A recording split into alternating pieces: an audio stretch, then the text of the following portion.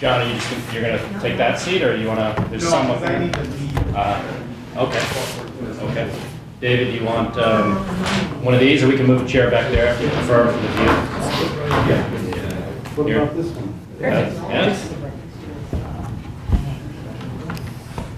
And that everything's working good here. Yeah. Okay.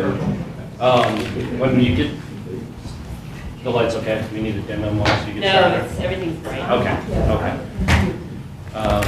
Well, welcome everyone. Thanks for coming out and supporting Land Tenure Center. And what did we do? What did we settle on?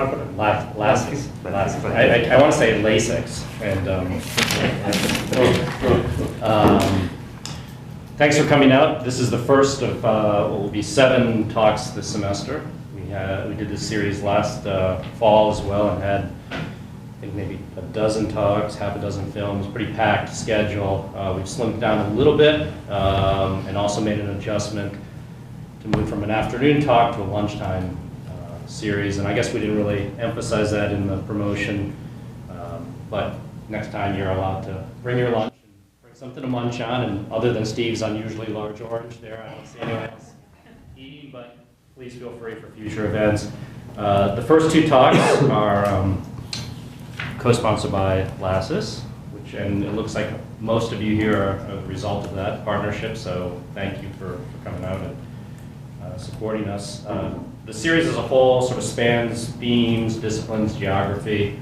The first 2, as I mentioned, Latin America, we're looking at Brazil today. Obviously next week is a topic set in Honduras. From there we move back to the States and Southern Appalachia. We're doing a co-sponsorship with the Weston Roundtable Series, and our speaker will discuss the Wilderness Society. From there we come back to Wisconsin and have a guest speaker from the Department of Ag, talking about land access, particularly for beginning farmers in this state. April 5th, we welcome Florence Chenoweth, the former Minister of Agriculture from the Republic of Liberia. She'll be talking about their recent efforts on land tenure policy. On April 19th, we welcome a speaker from Aurora University. He's a historian who looks at film, and he's going to be looking at Chicago Loop and sort of a cultural geography, urban space discussion. And then we finish things off on a regional discussion on Africa and Chinese investment in Africa, which is an increasingly important topic. So again, welcome. And I should also mention, let me pass these around. These are LASIS lectures for the semester as well. These sounds like, my guess is some of you already have these, but I'm going to circulate those. This is also available, by the way, both on our website, which is a sublink on the Nelson Institute's website, and I have this in PDF if anyone would like this, and if anyone's willing to post these in strategic places around town or campus, we'd certainly appreciate that.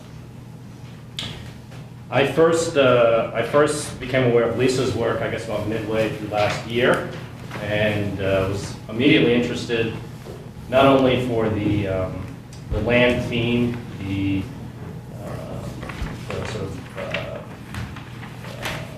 research methodology. I had also been involved in involved at some level in the soy project myself. But mostly I was interested because we share an interest in Lusophone culture. Lisa in Brazil, obviously, and in my case, I lived and worked in Mozambique for many, many years. So it's nice to be able to promote that a little bit.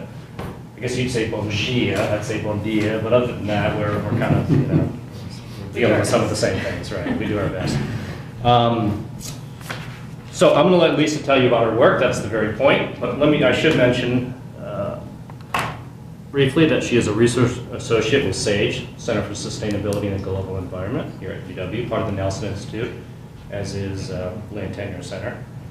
Her research interests include environmental governance, commodity agricultural expansion, and land tenure and land use dynamics in the tropics, again, especially in Brazil. In her work, she approaches these issues by drawing on diverse methods that combine analysis of GIS, policy analysis, and field-based interviews with producers and stakeholders. She completed her PhD in geography in 2013 at the University of Kansas and has been the recipient of numerous grants and awards, including a Fulbright in 2011 to conduct field work in Brazil. Her research has been published in Land Use Policy, Professional Geographer, Historical Geography, and the Journal of Peasant Studies. So with that, I'm going to hand it over to you. Talk for 30 minutes, somewhere in that area. So. Okay. Like and then, every day. right, and then we'll just throw it out for comments and discussion. Okay. Thanks. Thanks. Thank you guys for being here. I'm really excited to be participating in this series, kicking it off for the semester.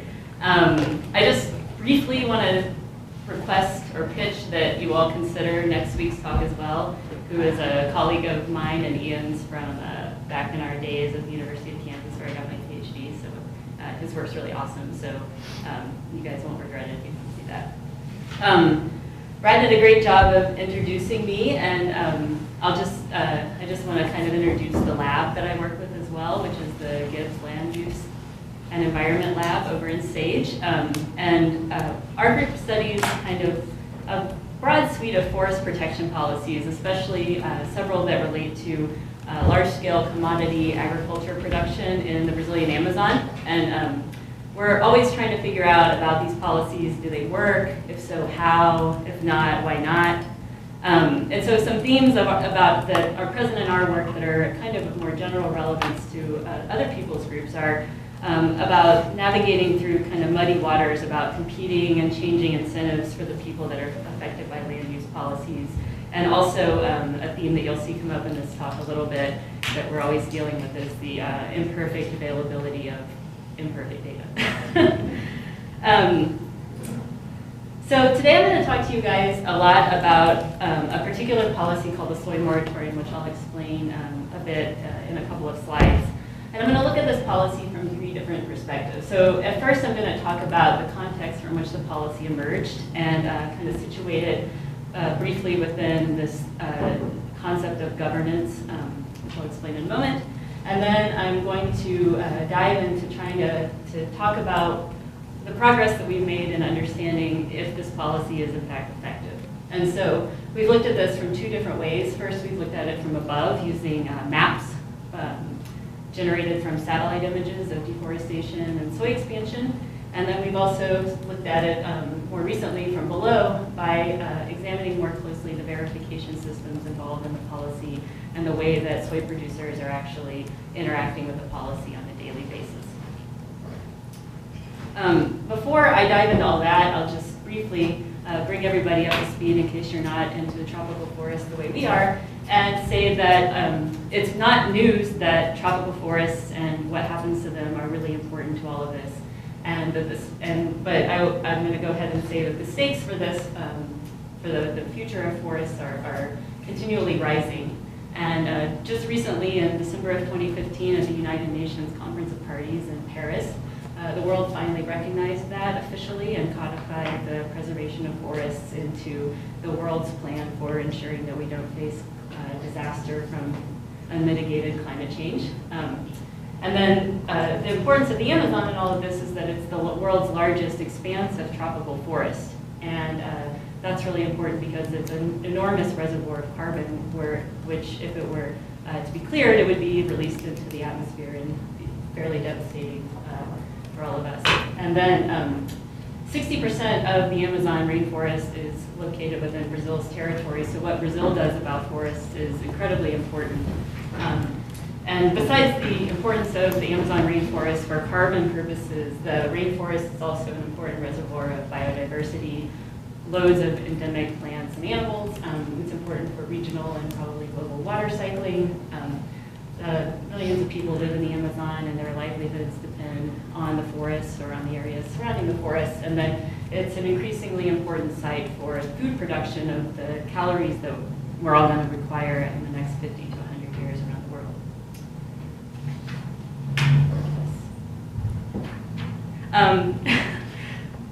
This is not a very big desk. And then one last kind of background slide for you guys is that I want to give a brief history of the recent deforestation in the Amazon. Of course, the Amazon's been inhabited and used by people for, over 10,000 years. But since 1988, Brazil's space agency called INPE has been monitoring and mapping clearing of the Amazon rainforest using their system called PRODIS, which is kind of like a gold standard, well-respected mapping system that they developed. And you can see from this graph up here that from 1988 until the mid-2000s, deforestation trends were steadily rising. And then after the mid-2000s, around 2004, deforestation trends began to decrease and more recently have sort of plateaued. Most of the deforestation that's contained in this deforestation graph applies to this entire area, which is the Amazon biome, all of this kind of green and dark brown area. But most of the deforestation that is included in that graph has occurred in the states of Pará, Mato Grosso, and Rondônia. And in these states, which are sometimes referred to as the arc of deforestation because of the prevalence of deforestation there, a lot of this deforestation has been driven by soy and cattle production. And in this part of the Amazon, soy and cattle production are by far the most important uses of land that's been cleared. By now, about 65% of the total area deforested in the Amazon is pasture, and about 5% is currently being used for soy production. But soy is of great importance in particular parts of the Amazon, including in the state of Mato Grosso, which is what most of the rest of my talk is going to focus on. So you can see the yellow is the soy extent, which shows up not that great. It's basically kind of concentrated in here. And then the dark brown is the pasture, and then the green is the forest that was still standing by 2012 when this map was made. Since 2004, well, leading up to 2004, the rising rates of deforestation in the Amazon were becoming pretty alarming to a lot of people. And so beginning in the mid-2000s, a lot of different efforts were implemented to try to control this deforestation. And some of these efforts came from the public sector. Most importantly, the Brazilian government began to map. They improved their monitoring processes so that they could better tell what was going on in the Amazon. And they also improved enforcement of the forest code, which is the Brazilian government's main piece of legislation that governs how forests will be used. The forest code applies to the whole country. But today, since we're mainly talking about the Amazon, I'll just go ahead and explain a little bit how it works in the Amazon. And for private properties in the Brazilian Amazon, each property is allowed to clear a certain percent of their property. And so in the Brazilian Amazon, where you would normally have forests standing, you're allowed to clear 20% of your property. So that means that with some exceptions, which I can explain later if you're interested, 80% of the property must remain standing as forest, which is pretty significant. They also, the government also implemented an environmental licensing program. Only since 2012 has this licensing program been online for the entire country, but beginning in about 2006, environmental licensing was in place in the states of Nevada and Mato Grosso, where the federal system is modeled on these state systems. These boundaries are important. This licensing is important because it is a georeferenced boundary of your property that you file with the government and that has your name attached to it. And so given the way that forests are governed in Brazil, it's really important to know the boundary of the property so you can know if you've exceeded the percent that you were allowed to clear, and then the government needs to know your name, so if they find out you've been clearing illegally, they can fine you. Civil society groups also got engaged in the management or the attempts to reduce deforestation in the Amazon. So you had a lot of different, mainly environmental NGOs, local and international, that started mainly smaller scale efforts to improve the efficiency of ranching activities or to promote environmental licensing. And then finally, what we're going to mostly talk about today are the private sector efforts to address their responsibility for the clearing that had been going on in the Amazon. So various companies and groups of companies implemented zero deforestation policies beginning in the mid-2000s up until different companies are still implementing them or changing the terms of their policies. But the cattle, for example, the cattle industry has one, and our group has done a lot of research on the cattle industry zero deforestation policies. But what we're going to talk about today is the first of these zero deforestation policies, which is called the soy moratorium. That was implemented in 2006 by most of the soy traders that operate in the Amazon. And now that I've said all that, that's the division of all of these policies into the different sectors of society is a little bit of a simplification, because now I'm going to go ahead and contradict myself and talk about all of the ways that all of these different sectors were involved in this private sector policy. But so it goes. So what happened? What is the soy moratorium and how did it come about? In 2006, Greenpeace published a provocative report called Eating Up the Amazon, and they accused major soy traders like Cargill of causing deforestation in the Amazon, and they were right. Since then, we know that up to 30% of new expansion during this time period leading up to 2006, new soy areas, came directly at the expense of forests. So we're talking clearer forests, plant soy. This report and then other very Greenpeace-esque actions, including public protests and going into fast food restaurants to point out these associations, served as a catalyst for a larger group of environmental non-governmental organizations, or NGOs, including the Nature Conservancy, WWF, and then local Brazilian NGOs as well, to work together with all of the major traders of soy like Cargill, Archer Daniels Midland, Bunge, et cetera, to ban the purchase of soy on land cleared after 2006 in the Brazilian Amazon. How did this come about? Because soy traders aren't consumer-facing companies. You wouldn't expect them to be vulnerable to this kind of pressure. Like, I don't buy anything directly from Cargill. And so what happened was Greenpeace, in addition to putting pressure on Cargill, they also put pressure on retailers. McDonald's in Europe, Walmart, Waitrose, which is a big British grocery store chain. These are the kinds of companies that do care what consumers like you and I think about their products and their sourcing.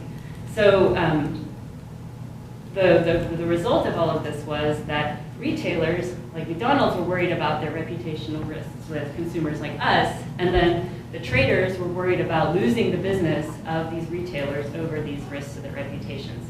So that's how the soy moratorium was sort of brought into being based on all of this pressure. The reason that Europe was the focus of all of these marketing efforts and all of this pressure was that Europeans are generally seen to be more environmentally conscious in terms of their purchasing behavior than other groups like Americans overall, Madison notwithstanding perhaps. And the majority of soy that was being produced in the Amazon at this time was being sold into the European market.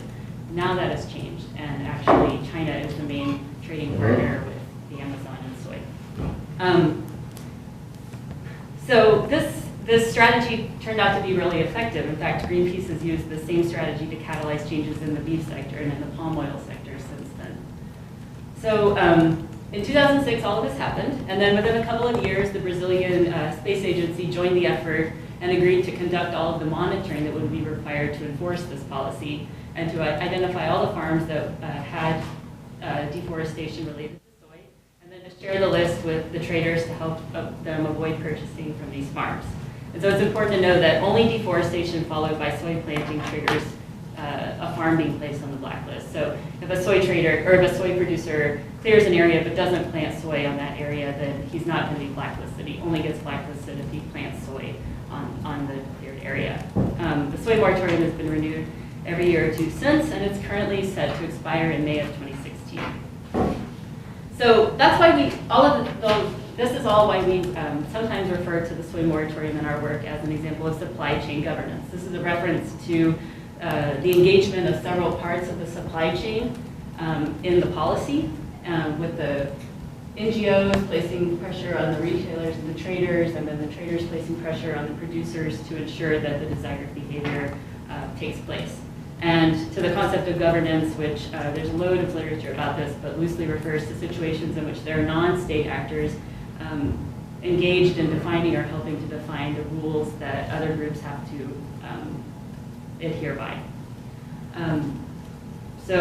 And then finally, I'll just note that traders and soy producers operating in Brazil remain subject to Brazil's own laws, including the forest code that I described. So soy producers also cannot clear illegally, and traders are still not allowed to buy soy from areas that have been cleared legally, that's all covered by Brazil's own laws. But the fact that no area, regardless of its legality, can be cleared today and used for soy production and still be compliant with the soy moratorium has led a lot of people to say that the soy moratorium goes beyond Brazil's own laws. So as with any policy, traders want to know as soon as possible, did it work?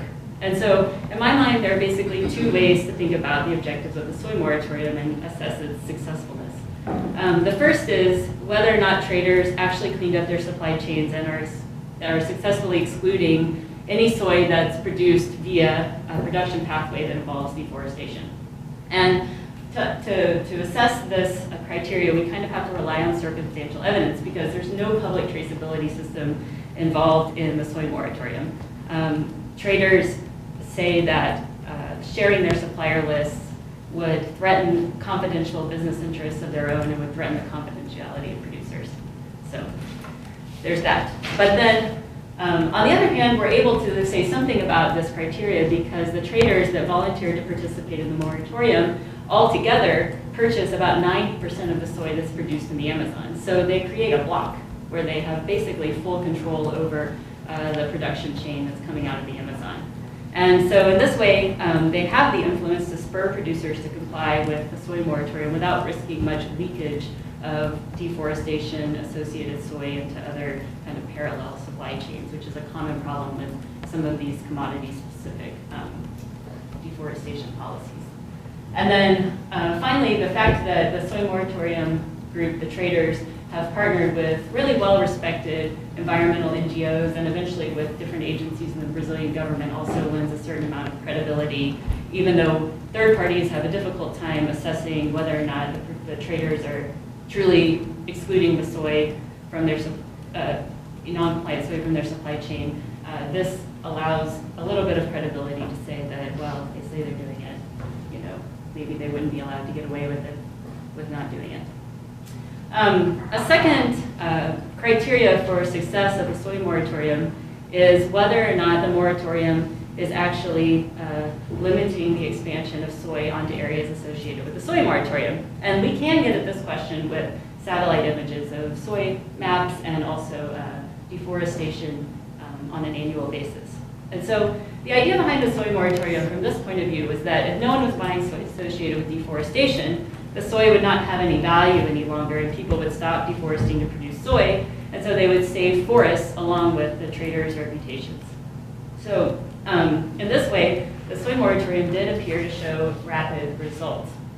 The soy moratorium's annual report, which has come out every year, I think since 2008, has told us, so basically the soy moratorium doesn't issue farm by farm results, but they issue kind of aggregated results. And so they've come out and said that, oh, since 2006 until recently, you know, only about 1% of the deforestation in the Amazon has been associated with soy production, and only about 2% of the new soy areas added have been associated with deforestation. And then last year, our group was able to confirm these findings by mapping all of the soy and overlaying it with deforestation, and we were able to find that the green bars here in this red box here, which highlights the Amazon part of this graph, show that over time, deforestation that directly replaced, or soy that directly replaced deforested areas has gone down from about 30% to nearly zero. So that's what the green bars are showing you. And the red bars are the rest of the soy expansion on a percent scale.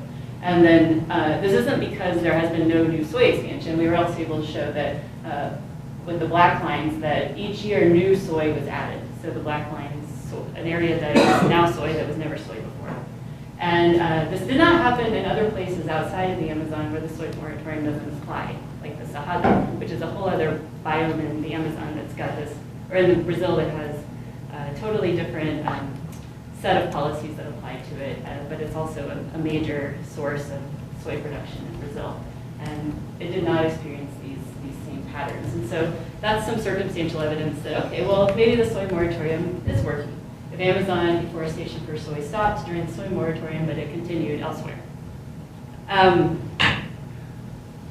However, of course, academics, including us, and activists have also been critical about this measure of success.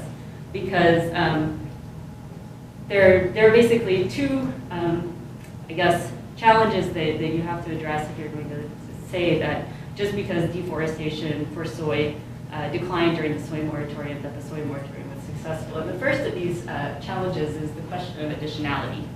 And so it so happens that the soy moratorium came online in the Amazon during a time when a lot of other policies were also trying to control deforestation.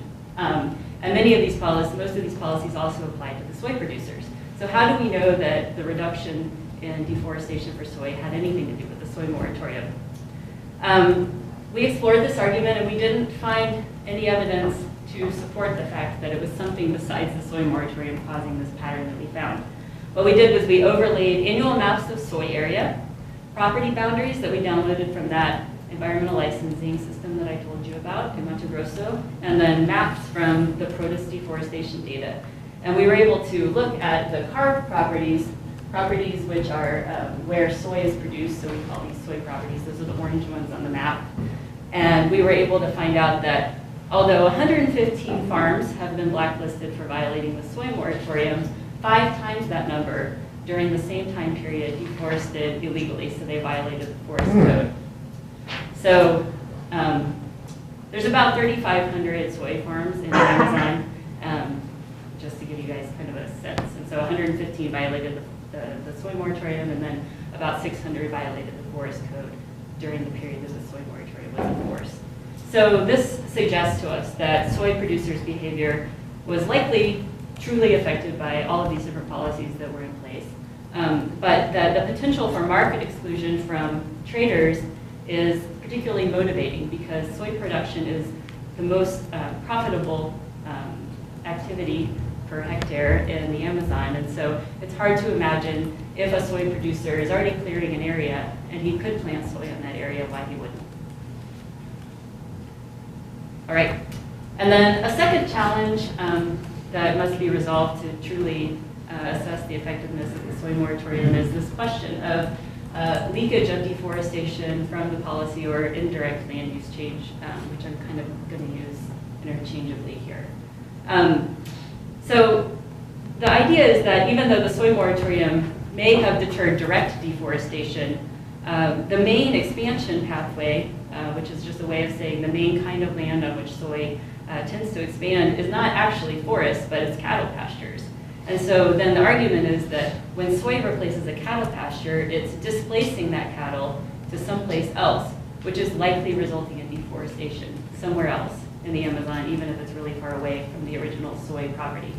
So this schematic here kind of explains what I mean. So here on the end there you have it says original area used for growing soybeans, and then it shows the soy kind of expanding onto the neighboring area that was originally used for pasture. So then that would be the direct land use change effect of the soy expansion, right?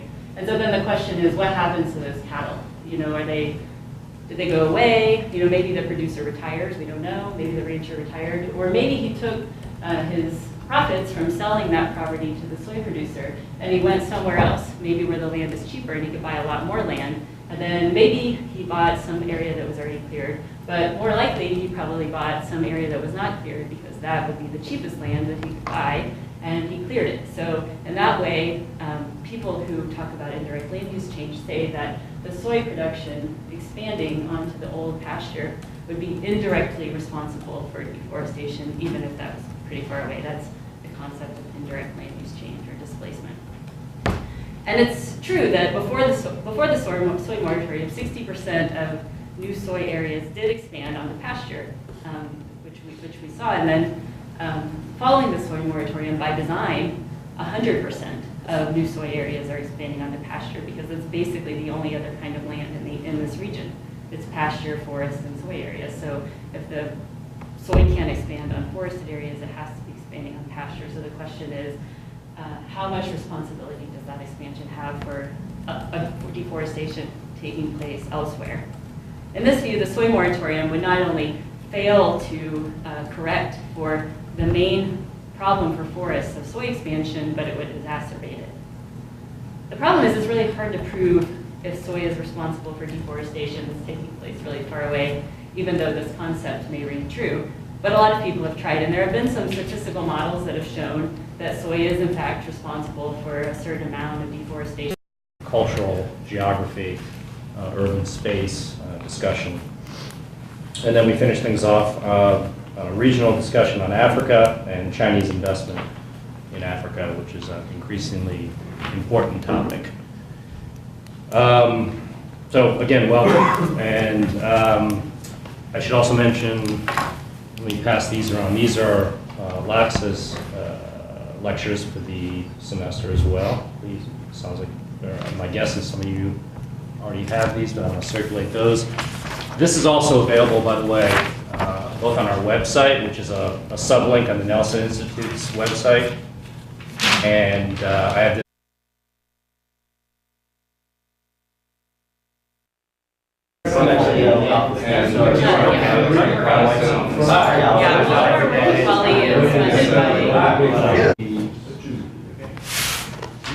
John, are you just, you're going to take that seat, or you want to? There's someone. I need to leave. Okay.